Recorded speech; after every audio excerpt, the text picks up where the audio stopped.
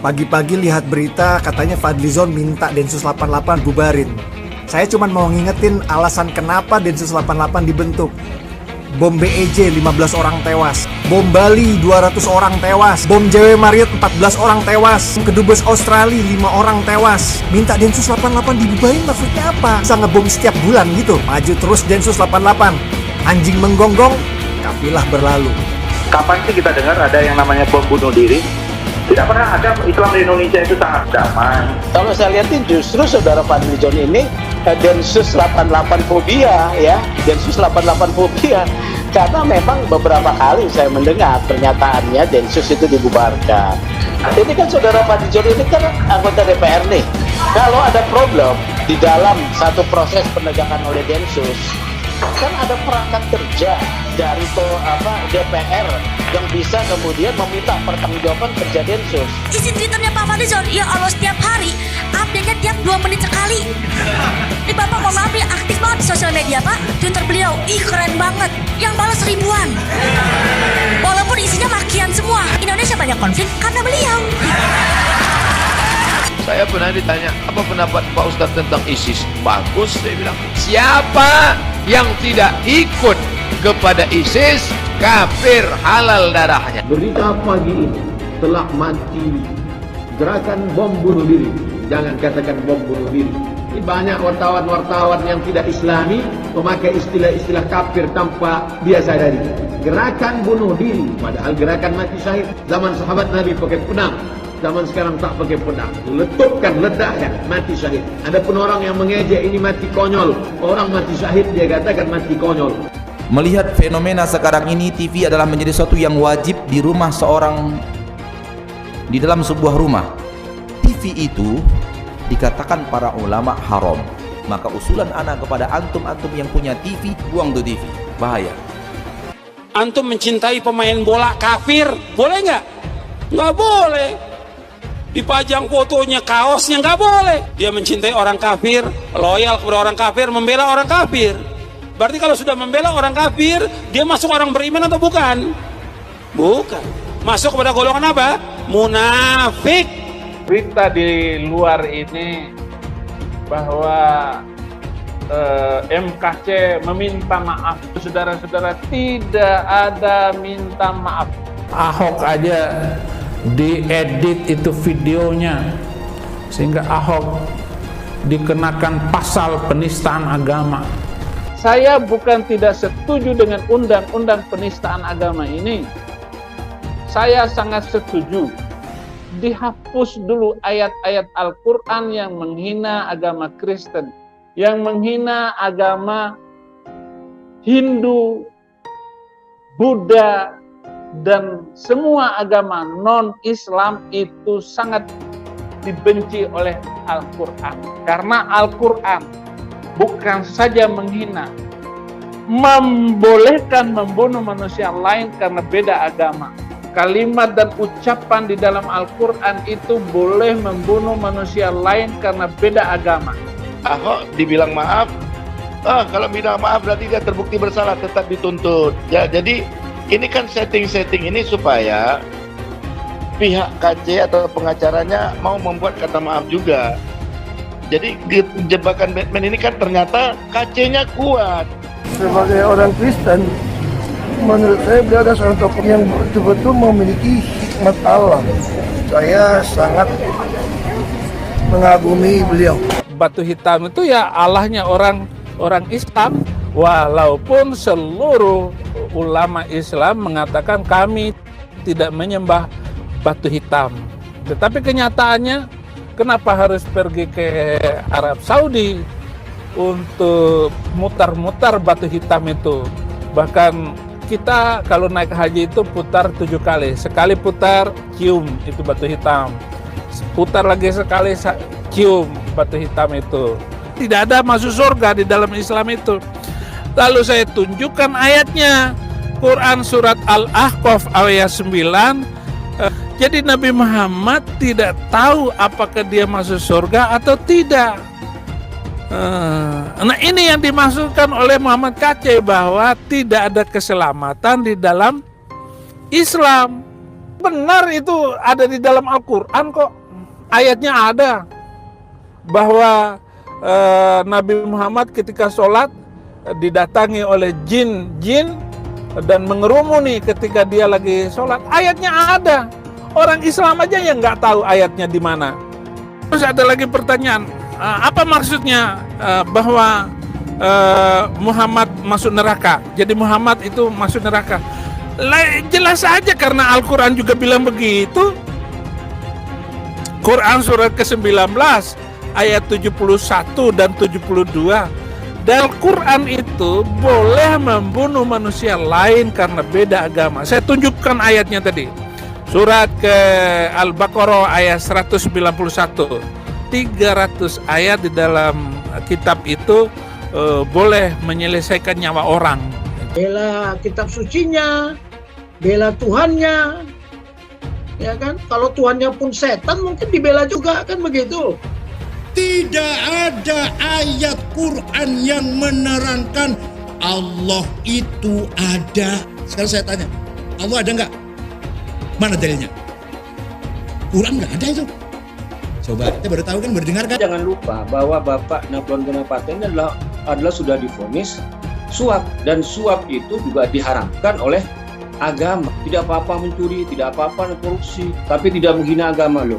Sama saja perbuatan mencuri pidana itu juga diharamkan oleh agama. Kalau seperti ini apa bedanya dengan seorang teroris? Oleh karena itu bagi saya wajar ya kalau seandainya Napoleon Bonaparte ini marah kepada Kece. Orang lain tidak boleh menghina agama Islam. Jangan menggunakan kata Allah untuk berlindung atas korupsi. Mau ditangkap tiba-tiba jadi rohani menjual nama Allah. Jangan menggunakan nama Allah sembarangan. Jangan menjual nama Allah untuk korupsi, untuk berlindung di balik mempertahankan status quo atau kenyamanan korupsi tadi. Tidak bisa. Nah, habis dihajar begitu, wah kacanya udah ampun-ampun, bayangin itu orang kena gula, pincang gitu ya, udah timpang begitu, kena gula, dihajar habis-habisan, badannya kurus lagi si Kace kan, Anda tahu sendiri itu si Kace, orangnya kecil begitu, disiram air, dihajar lagi, bangun dihajar lagi, wah ngeri saudara itu, jangan di ini Pak, nggak boleh Pak sama keluarga, oh nggak bisa, ini bisa dibunuh si Kace ini, bisa dibunuh, kalau kita diem bisa dibunuh, justru kalau kita teriak, kalau sampai Aceh mati, kita sudah tahu nih siapa yang bunuh dia nih. Aceh itu ya harusnya yang sebandingnya itu dengan Irina Handono, Abdul Somad, itu yang harus ditangkepin. Ustadz Abdul Somad itu guys, mereka adalah penista agama, sudah dilaporkan bertahun-tahun, tetapi tetap saja tidak ditangkap oleh polisi, karena polisi takut oleh umat mayoritas agama Islam guys. Penistaan salib Ustadz Abdul Somad guys, dan sampai sekarang si UAS ini tidak ditangkap juga oleh polisi. Ya polisi tahulah sendiri, polisi mah aduh takutan kalau polisi Indonesia mah. Menyemburkan ujaran kebencian, menebarkan berita bohong, itu berlangsung berulang-ulang dan bertahun-tahun. Saya harus melakukan penegakan hukum yang tegas terhadap model seperti ini. Gak ada gigi mundur, maju terus. Kalimat-kalimat dari Ustadz Abdul Somad ini jelas adalah satu omongan yang layak disebut sebagai penistaan agama. Ustadz Abdul Somad, kalau mau diperkarain, perkarain! Kalau mau dilaporin, laporin! Kita ngomong begitu sah-sah saja, gak ada salahnya. Allah yang bilang kok. Jadi apabila Abdul Somad yang menghina salibnya orang Kristen tidak mau meminta maaf karena dari isi ceramah kau itu menimbulkan keributan antar umat beragama. Memangnya kau pernah lihat itu jin disalib? Hah? Dan mereka merasa marah dan tersinggung karena mereka merasa kau melecehkan agama mereka, salib mereka. Walaupun kau pernah lihat ada jin atau tuyul, ada apapun di salib, gak usah kau omongin. Mungkin aja Somad ya. Apabila ada orang non-muslim mengatakan di tasbih itu ada tuyul, kuntilanak atau genderuwo, marah gak kau? Ingat loh, nanti di neraka itu justru banyak yang muslim yang masuk neraka. Agama musuh besar Pancasila. Indonesia itu harus memisahkan antara agama dan negara. Agama dan negara kalau dicampur aduk, maka dua-duanya akan mundur. Kalau negara ingin maju harus dipisahkan dari agama. Mana lebih bagus Pancasila sama Al-Quran? Gitu kan? Sekarang saya mau tanya nih semua. Yang berjuang di abad 20 itu Nabi yang mulia Muhammad apa Insinyur Soekarno untuk kemerdekaan? Saya minta jawaban. Di abad 20 yang berjuang untuk kemerdekaan itu Nabi yang mulia Muhammad atau Insinyur Soekarno? Ayo jawab, nggak ada yang berani. Harusnya orang Kristen tuntut secara hukum supaya kita debat di depan hakim, kan begitu? Kalau melawan Kristen itu jangan pakai argumen jujur, jangan pakai referensi jujur. Saya tidak akan menyanggah pakai Al-Quran. Saya juga Islamkan orang nggak pernah pakai Al-Quran. Saya juga Islamkan orang nggak pernah pakai Al-Quran. Saya juga Islamkan orang nggak pernah pakai Al-Quran. Saya mematahkan argumen Anda, mengalahkan Anda dengan kitab Anda sendiri. Stop. Ustadz Yahya Walone, maka dia lebih dulu masuk surga daripada Abdul Somad. Ustadz Yahya Walone itu bersih sebersih-bersihnya, diulang dari nol, tak ada dosanya sama sekali. Sedangkan Abdul Somad ini lapendos, lelaki penuh dosa. Ini negara ini bukan milik Jokowi dan Prabowo. Ya, 2024 milik Anies Baswedan. Wakilnya siapa? Ustadz Abdul Somad. Orang yang dipakai oleh Allah di zaman para nabi, model-modelnya seperti saya dan Ustaz Somad. Ini satu pasangan ideal, kakak beradik. Ganggu adik saya, pasti saya naik hitam itu, naik darah. Bit, katanya, iki lagi rame iki, Bit. Apaan? Ada yang ngomong katanya di dalam salib itu ada jin kafir, Bit. Apa benar di Al-Quran ada seperti itu? Tidak ada. Terus dia ngolok-ngolok lagi simbol Tuhan agama lain sampai dibikin kepalanya ke kanan apa ke kiri. Apa boleh di Al-Quran seperti itu? Tidak boleh. Dia ngomong lagi, Bit, katanya jin kafir itu manggilnya haleluya. Apa boleh di Al-Quran seperti itu, Bit? Tidak boleh, ya Allah, tidak boleh. Terus kenapa dia masih bikin kayak gitu, Bit? Saya bukan mengatakan Bible Kristen fiksi. Bible Kristen itu palsu. Biar Jenderal 100 bintang. Kalau kafir kau ke neraka. Tidak ada urusan. Kepenuhan Roh Kudus, Roh Kudus.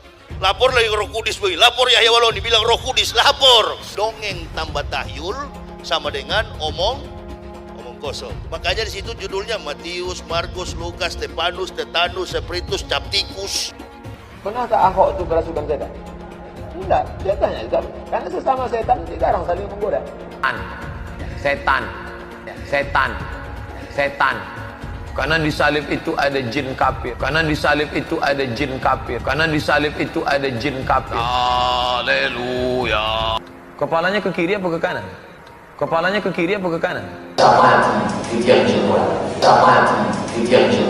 Kita percaya salib itu lambang mulia, bukan jin. Kok ketawa? Aku nggak nyindir siapa-siapa loh. Tidak benar. Saya ulangi, tidak benar bahwa Nabi Muhammad sudah dapat jaminan surga. Tidak ada ayatnya Muhammad masuk surga. Muhammad sendiri dikerumuni jin. Ada ayatnya Muhammad dikerumuni jin. Muhammad itu dekat dengan jin. Pokoknya saya bongkar budal badil. Kitab karangan manusia, kitab dongeng Arab kita bongkar. Ayo nyadar bangsa Indonesia. Nyadar ya. Tidak ada apa-apanya Muhammad bin Abdullah itu.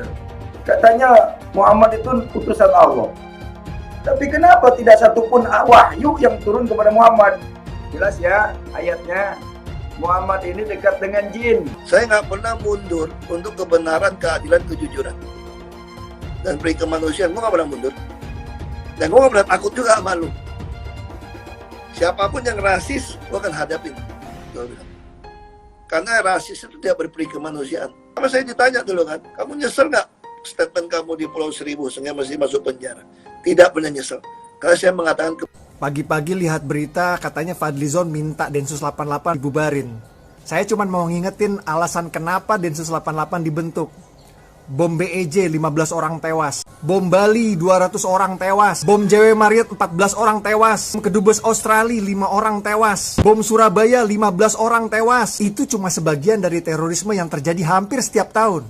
Minta Densus 88 dibubarin maksudnya apa? Supaya teroris bisa ngebom setiap bulan gitu? Justru kita harus waspadai orang-orang yang berkata isu terorisme itu adalah bentuk Islamofobia. Orang-orang itulah pendukung teroris yang sebenarnya. Maju terus Densus 88. Anjing menggonggong, kafilah berlalu. Densus 88 itu memang tugasnya kan memberantas terorisme ya. Pertama dulu undang-undang terorisme itu ada. Kemudian pelaku terorisme juga ada. Yang kemudian yang ditangkap Densus, kemudian diajukan ke pengadilan, itu kan terbukti. Yang ditangkap Densus diajukan ke pengadilan itu terbukti. Poinnya Fadli John, saudara Fadli John kan soal Densus 88 Islamfobia. Jadi saudara Fadli John justru menggunakan diksi Islam dalam diskursus politik ini. Terorisme itu bagian ya dari salah satu faktor yang bisa mengganggu ketertiban. Jadi ketika ada perangkat aparatus dari Polri yang memberantas terorisme ya sebagai aparat penegak hukum, narasi Islamofobia itu yang menjadi problem. Kalau saya lihatin justru saudara Fadli John ini Densus 88 fobia ya, Densus 88 fobia, karena memang beberapa kali saya mendengar pernyataannya Densus itu dibubarkan. Kalau kekhawatiran tentang ekses dari tindakan Densus, katakanlah melanggar HAM, nah ini yang memang harus diperbaiki oleh Densus ya. Saya juga mendorong kepada Kapolri bahwa kerja Densus juga sebagai bagian daripada aparat penegak hukum harus terbuka siapa yang ditangkap gitu ya. Memang kemudian rincian kerjanya tidak perlu. Jangan ada juga yang ditangkap kemudian tidak jelas dilepas begitu saja. Kalaupun salah tangkap harus kemudian diklarifikasi. Jadi Densus tetap diperlukan menurut saya. Seperti itu kan harus diuji ya. Justru saudara Fadli John sebagai wakil rakyat ya menyampaikan secara komprehensif begitu loh ya, bahwa kalau tidak ada terorisme atau tidak ada Densus tidak akan ada teroris. Ya itu harus diuji dengan satu tesis tersebut melalui satu penelitian lah ya. Kemudian misalnya membentuk tim khusus. Ini kan saudara Fadli John ini kan anggota DPR nih. Kalau ada problem di dalam satu proses penegakan oleh Densus, kan ada perangkat kerja dari DPR yang bisa kemudian meminta pertanggungjawaban kerja Densus. Kalau memang ada seperti itu, ya diperiksa adanya dugaan pelanggaran HAM, ya. Karena kita negara demokrasi itu terbuka, bukan sebagai pernyataan politik yang dilepas ke publik kemudian membuat satu insinuasi menarik Islam ke dalam diskursus dalam kasus terorisme ini ya. Karena Densus nggak ngomong tuh soal Islam, saudara Fadli John nih. Fadli John yang ngomong Islam. Kalau misalnya mengkritisi Densus saya setuju ya, tapi jangan bilang dikaitkan dengan Islamfobia. Saudara Fadli John mungkin yang Densus 88 fobia. Iya, itu kan kayak seperti tesisnya saudara Fadli John bahwa adanya Densus berhasil kalau terorisme tidak ada. Itu sama juga dengan tesis KPK ya. KPK itu kan dibentuk sebagai lembaga ad hoc sementara. Ternyata korupsi tidak selesai-selesai juga. Apakah kemudian KPK dibubarkan? Nabi pakai pedang, zaman sekarang tak pakai pedang. Letupkan, ledakkan, mati syahid. Itu dalil perang Uhud. Ada pun orang yang mengejek ini mati. Adalah menjadi sesuatu yang wajib di rumah seorang, di dalam sebuah rumah. Fenomenanya begitu ya, seolah-olah wajib. Dan insya Allah kita sepakat bahwa tayangan-tayangan di dalamnya tidak selaras dengan pola hidup orang mukmin. Tayangan-tayangan yang biasa, yang reguler. TV itu dikatakan para ulama haram. Apanya yang haram? TV-nya apa tayangannya? Coba cerdas. Yang haram TV-nya apa tayangannya? Yang haram tayangannya. Ketika tayangannya tidak lagi haram, maka tidak haram untuk ditonton. Tapi kan nanti dia pindah channel, itu lain lagi ceritanya. Itu lain lagi apa? Ceritanya ketika dia menyaksikan kajian, dia mendapatkan faedah, maka tidak haram. Ketika dia pindah channel, melihat apa yang dilihat daripada kemaksiatan, dia melakukan yang haram. Maka usulan ana kepada antum-antum yang punya TV, matikan seluruh tayangan haram. Tampilkan saja hanya seluruh tayangan-tayangan yang halal. Dan itu sudah bisa, teman-teman kita alhamdulillah sudah bisa mengunci seluruh channel-channel haram itu. Dan yang akan hanya hidup hanya channel-channel halal. Ustadz, ketika nonton antum ceramah, istri saya ngomong, ganteng sekali ustadz itu. Jangan salahkan ustadznya yang ganteng, salahkan istri antum. Kok ustadz yang disalahkan? Ustadz ceramah kok. Cerdas. Yang salah itu istri antum. Ngapain lihat ustadz pakai syahwat? Kalau yang salah istri antum, jangan ustadz yang disalahkan. Istri antum nggak bener. Istri antum salahkan, benerkan. Benerkan apa salahkan sih? Nggak tahu mana. Yang salah istri antum mau disalahkan apa mau dibenerkan? Benerin. Buang tuh TV, bahaya. Tukar radio. Masih syahwat juga, jual tuh radio. Ngefansnya, saya sampai kepoin tuh Twitter beliau, ih keren banget. Setiap kali beliau update status di Twitter, yang balas ribuan. Walaupun isinya makian semua. Update-nya tiap 2 menit sekali. Bapak mohon maaf nih, aktif banget di sosial media Pak. Bapak anggota dewan apa admin Ventura? Itu cuma mikir aja gitu Pak. Ini Bapak kerjaannya ngapain kalau nge-tweet mulu? Atau sebenarnya Bapak tuh punya asisten. Jadi Bapak nge-tweet, asisten Bapak yang kerja. Wakil Ketua Dewan Perwakilan Rakyat Republik Indonesia Fadlizon hanya bisa tertawa saat dipermalukan oleh komika Kiki Saputri dalam acara Pojok Rumah Rakyat yang tayang di TVRI. Dalam program televisi tersebut, Fadlizon hadir sebagai bintang tamu. Pada awalnya, ia mengandaikan Fadlizon sebagai Pak RT yang berusaha meredam konflik warga, namun lupa akan masalah di dalam rumah tangganya sendiri. Kita andai-andai, ada 2 tetangga lagi ribut. Nah, datang tuh biasanya Pak RT. Ya kan, menenangkan, mendamaikan. Padahal di rumah Pak RT, Bu RT lagi banting-banting piring. Dan salah satu contoh Pak RT-nya adalah Bapak Fadlizon. Kiki lalu menyindir kalau Fadlizon sering menghabiskan biaya negara karena pekerjaannya dan menjadi biang kerok di negerinya sendiri. Beliau adalah anggota parlemen, kerjaannya kunjungan ke luar negeri, menghabiskan biaya negara. Tapi nggak apa-apa karena tujuannya mendamaikan negara lain. Padahal Indonesia banyak konflik karena beliau. Tak hanya itu, Kiki juga menyinggung keaktifan Fadlizon di media sosial yang disebut mirip admin akun gosip. Ia menyebut jika Fadli dapat mengupdate statusnya setiap 2 menit sekali. Kalau kalian perhatiin tuh ya, isi Twitternya Pak Fadlizon, ya Allah setiap hari, update-nya tiap 2 menit sekali. Ini Bapak mohon maaf nih, aktif banget di sosial media Pak. Bapak anggota dewan apa admin Ventura? Karena keaktifannya itu, Kiki menyarankan Fadlizon untuk mencari asisten di media sosial. Lalu ia pun menawarkan diri bila dirinya bisa membantu pria 48 tahun itu untuk memancing kerusuhan. Sebenarnya Bapak tuh punya asisten. Jadi Bapak nge-tweet, asisten Bapak yang kerja. Atau Bapak belum punya asisten. Saya siap Pak. Bapak mau nyuruh saya ngapain? Bisa Pak.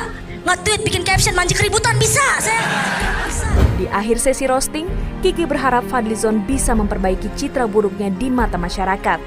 Karena kalau itu Bapak lakukan, bisa memperburuk citra Bapak yang sudah buruk. Fadlizon sendiri dikenal sebagai politikus yang kontroversial. Selain menjadi wakil ketua DPR, Fadli juga menjabat sebagai wakil ketua umum Partai Gerindra.